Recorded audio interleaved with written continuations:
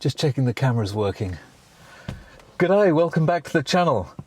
If any more evidence were needed that the European automotive industry is in crisis, it's the almost daily stories of auto manufacturers struggling to keep their factories open and are being incredibly cautious not to end up with too much inventory on their hands and no orders. As we've discussed so many times before, this is all down to the policies of the European Union, which are insisting, mandating that combustion cars are banned from 2035 and that the only powertrain that will be available will be battery electric. This is a disaster for the local manufacturers. They're extremely good at building luxury, high quality combustion cars, and yet they're going to stop being able to produce those within a decade. And the competition obviously is from China, which is going to undercut that market with cheap Chinese EVs. If people are going to be forced to buy them, then they're going to have to buy this Chinese stuff. And the stories keep coming. Every week there's another story about how the auto manufacturers are struggling to keep going. This one from the Frankfurter Allgemeine headline reads, Volkswagen has to partially suspend work. And the subtitle here is Car Manufacturers in Crisis. It's a series that they're doing in this particular publication. At least one plant will be temporarily shut down after the Italian-French competitor Stellantis, VW also fears full warehouses and empty order books.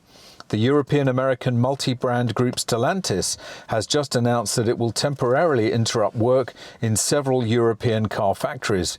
The group wants to adapt the pace of production to the challenging market in Europe, that's an understatement, and manage inventories as efficiently as possible by the end of the year, meaning they don't want to have loads of stock on hand, as the company announced this week. Many parking spaces are obviously filled with new cars, and sales are falling short of expectations. The continued weak business with electric cars is particularly negative, a development that is now also causing other manufacturers to cut production. According to information from the FAZ, not quite sure what that is, this is a translation from German, I'll put it on the screen. Volkswagen wants to suspend work at its electric car factory in Zwickau the week after next. Among other things, the ID.3 and Cupra-born models are built there, which are to be relocated to Wolfsburg in 2 to 3 years. The location in Saxony has been under pressure for a long time because e-mobility is developing weaker than hoped. Again, understatement of the decade. In the case of the Audi Q4 e-tron, some of which is exported to America, new US tariffs are also dampening business. The VW plant in Emden is also not working at full capacity as planned. According to reports, talks are underway with the Works Council about closing times, and a decision could be made next week. A plant spokesman emphasises that nothing has been decided yet. Zwickau has confirmed the week of closure. And like we've been saying for so long on this channel, the demand is for regular combustion cars. As it continues, combustion engines are still running. The VW Group has been reducing the capacity of its plants for years, and last December agreed on a tough cost-cutting program with the Group Works Council. The slump in demand is now entailing interventions at several locations. In Hanover, production is at a standstill for 5 days during the autumn holidays due to subdued demand for the ID. Buzz and the T7 multivan. According to FAZ research, Osnabrück is cutting each operating week by at least 1 day until the end of the year and is closing an additional week in October. The weakness of the convertible segment is weighing in on production. Porsche will only run there until the end of the year, and Osnabrück is currently lacking additional production as an overdrive. The situation is different in Wolfsburg. The combustion engine models Golf, Tiguan and Tayron are doing well. Many extra shifts are planned until the end of the year, and people are asking for temporary workers in Emden, Osnabrück, Zwickau, Hanover and Bratislava. Once again, it's nothing exactly new here. We've heard it all before. But the number of these stories that keep coming out every day, every week, about how manufacturers are having to shut down for periods, close down for periods in order not to overproduce because the demand is simply not there for EVs. Maybe this will change, but I think it's highly unlikely. You cannot force people to buy things that they don't want.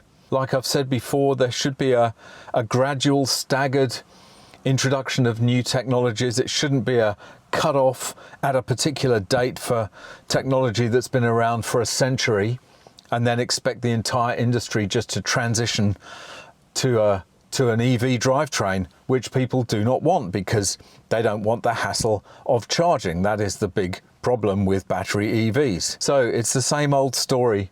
I'm hoping that the EU will see sense at some point in the very near future and wind back and dilute some of these harsh EV mandate policies and allow the manufacturers, the existing legacy manufacturers, to survive. If they keep going with this policy undiluted, then I can see these companies going bust or struggling very badly. All right, that's it for this one. Thanks very much for watching. Really hope you enjoyed it. See you in the next one. Bye for now.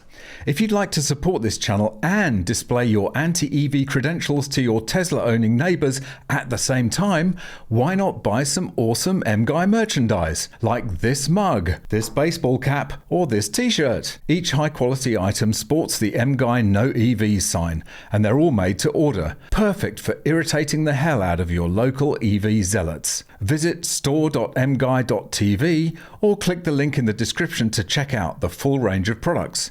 And of course, you can always just buy me a coffee. Click the link in the description or scan the QR code on screen.